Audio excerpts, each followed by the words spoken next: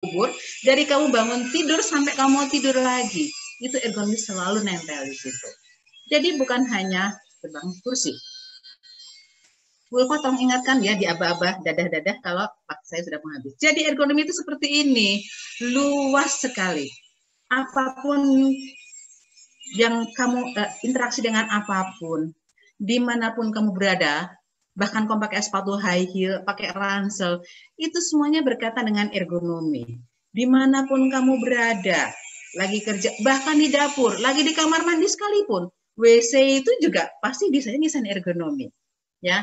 Di pabrik, di rumah, bahkan waktu kamu lagi di kebun, ya bekerja di kebun, lagi olahraga, kamu lari, bahkan olahraganya itu adalah martial art, olahraga bela diri, ini ergonominya nempel sekali. Lupa. Ternyata di jalan raya juga ergonominya sangat banyak. Ya, bahwa di jalan raya kita harus selalu yang namanya aware. Awareness-nya harus tinggi. Apa sih itu awareness? Ya, bahwa kalau saya di jalan itu saya nggak lihat, nggak kayak pakai kacamata kuda. Bahwa saya lihat sekian derajat ke samping. Saya bisa dengan mata ekor saya bisa mempertimbangkan apa yang orang akan lakukan sekian saat setelah dia melakukan hal. Jadi matanya itu kayak mata elang. Itu ergonomi. Bagaimana dia membaca rambu. Rambu ini mudah dipahami atau tidak? Berapa jarak dari orang melihat rambu sampai dia mengambil keputusan untuk injak rem atau ganti jalur? Itu semuanya aspek ergonomi, ya. Nah, ada lagi. Aduh, apa ini ya? Nah, yang Anda lihat depan ini apa sih? Web ya. Kalau tadi cuma desain barang, bagaimana kita desain rambu dan sebagainya. Bahkan pada saat kita desain web pun, ya, itu ergonominya ada, ergonominya sangat tersentuh. Aku jadi kayak orang DKV ya. Ya, orang DKV juga akan belajar ergonomi. Seperti apa yang akan kita lihat nanti kita di belakang ya. Karena kalau kita lihat sini bahwa dengan saya lihat web ini, apa sih tujuannya? Apakah tadi efektif, efisien, itu tercapai atau tidak? Dengan kita mendesain ya untuk nyaman nggak sih ngelihatnya ya, kalau aman dan aman enggak lah, tapi nyaman nggak sih kita melihat web ini. Nah lagi, jadi ergonomi desain itu kalau kita lihat sudah masuk pada berbagai ranah ya. Yang pertama kita lihat untuk tempat kerja di manufaktur, di rumah, di sekolah, bahkan visual di terminal, misalnya interaksi antara saya dengan komputer ya. Kamu punya meja komputer, punya printer, punya apa, nah itu sudah masuk situ juga. Di produk juga ada ergonominya. Tadi kita lihat ada di bidang otomotif. Ya, mulai desain dari interiornya, dashboardnya, di mana panel-panel itu, apakah menggunakan digital, menggunakan analog, di mana letak spion, karena kalau di mobil itu ada yang namanya area sesuatu yang orang nggak bisa lihat, jadi di mana saya harus taruh spion.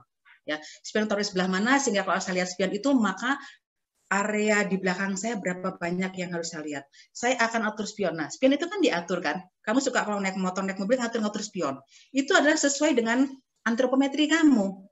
Ya, jadi dilihat, oke, saya bisa lihat semuanya ke belakang. Nanti mobil Anda dipinjam oleh orang lain, begitu dia mau pinjam, aku pinjam mobilmu dong. Boleh. Nah, ternyata teman kamu lebih kecil, dia atur spionnya. Nah, spion itu diatur sesuai dengan tinggi badan dia, di mana dia tetap bisa melihat orang-orang yang di belakangnya.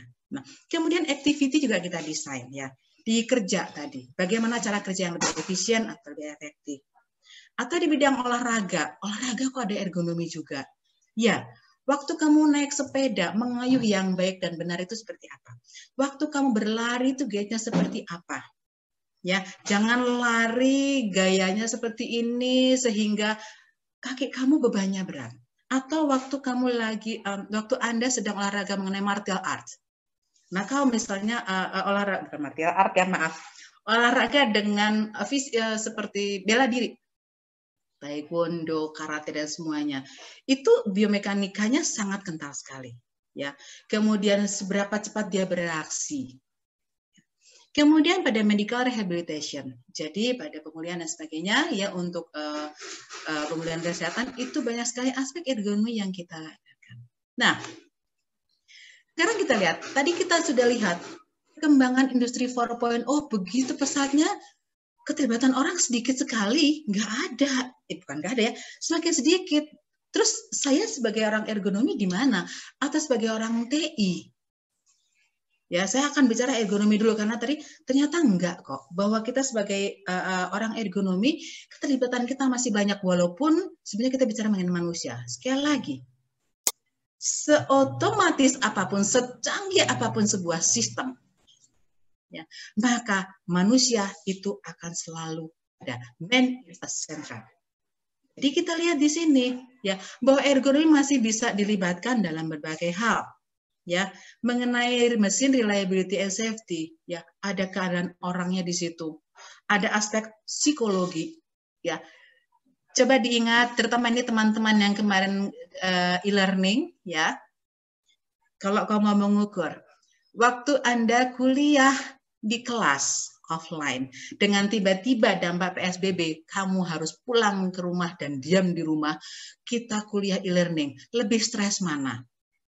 Pasti lebih stres dengan e-learning kan ya, nggak ketemu dosennya, nggak bisa lihat ini, walaupun Anda enak aja. Kuliahnya lebih nyantai soalnya Bu bisa sambil gogoleran dan sebagainya, tetapi bahwa semua itu tetap akan lebih stres dibandingkan waktu kita online. Kenapa bisa? Tapi satu semester, mungkin 1,5 semester depan kita akan ada e-learning lagi, tetap e-learning, atau mungkin ke depan nanti blended learning. Lama-lama Anda terbiasa. Lama-lama menghadapi sesuatu yang baru terbiasa. Nah, ini adalah yang kita sebut dengan psychology well-being. Jadi bagaimana kita menerapkan sesuatu yang baru, itu akan berdampak pada aspek psikologi, karena kita belum terbiasa. Kemudian kalau kita bicara mengenai corporate culture, ini juga sama. Yang biasanya banyak orang terlibat, sekarang tidak ada. Nah, kita akan bicara, bayangkan coba, ya, tiba-tiba saya harus, kalau kita berbicara ini harus bicara dengan gadget dan sebagainya, culture kita jarang interaksi dengan orang lagi, ya. Dengan demikian maka banyak hal yang menjadi kajian ergonomi di sini. Kognitif ergonomi itu yang sudah paling kelihatan. Karena apa? Tadi kita akan banyak dengan interaksi dengan sistem digital, ya. Yang ini yang kalau kita di kognitif itu yang paling banyak. Kita lihat di sini, ya. Jadi kalau kita lihat di sini, ini adalah hasil tadi film yang tadi, ya seperti ini, ya, Internet of Things, additive manufacturing, 3D printer sudah ada. Kalau dulu masih harus ada orang nyetak, molding dan sebagainya, sekarang keserahkan sama printer, kita bikin program, berarti masih ada orangnya. Kita bikin program, printer jalan sendiri sudah jadi produk. Horizontal, vertical integration, ada yang namanya cyber security, ada big data, nggak perlu lagi ketemu orang banyak, karena big data sudah bisa mengolahnya. Kemudian robotik, orang yang merakit mobil, nggak usah lagi banyak orang, bahkan mengelas, yang dulu harusnya orang, sekarang sudah bisa pakai mesin, dengan menggunakan robotik, tapi tetap orang harus memprogram, ya, sesuai dengan speknya apa yang akan kita lakukan. Ada simulation, kemudian ada virtual augmented reality. Nah, di mana yang namanya ergonomi itu terlibat hampir di semua aspek dalam industri 4.0, itu orang akan tetap terlibat. Minimalnya dia menjadi desainernya. Ya.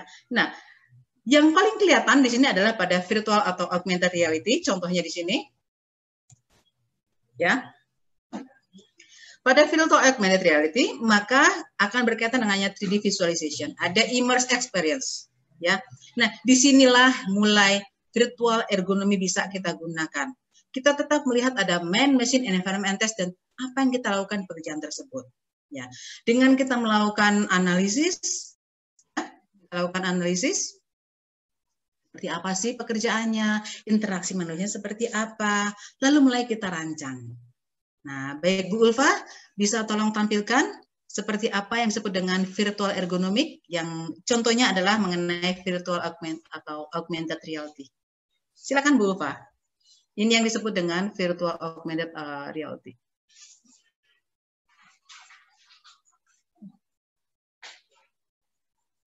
Ya, hasil dari ininya seperti itu. Digitalization is one of the most important driving forces for technological trends and new developments. The networking of machines and systems, as well as gathering information on basic and status data of devices, forms the basis for that. The added value this data provides is demonstrated in Phoenix Contact's in-house tool shop. Thanks to the comprehensive networking of all machines and tools in production, setup times of injection molding systems, every workspace offers access to tool data and databases with animations and 3D models on every tool. In addition, toolmakers can also use augmented reality systems that facilitate processes and reduce the error rate.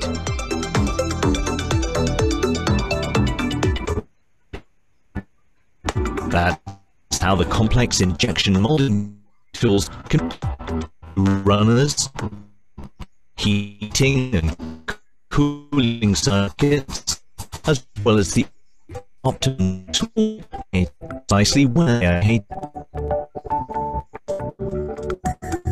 safety management in Bad Pyrmont also used our technology. The required data is provided by Emalytics, Phoenix Contact Building Management System. Thanks to the intelligent networking of the entire building technology, every user has access to the right information at the right time.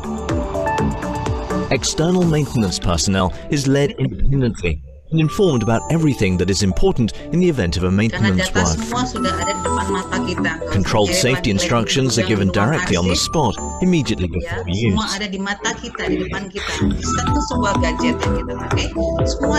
With the high level of data depth, Emalytics creates transparency.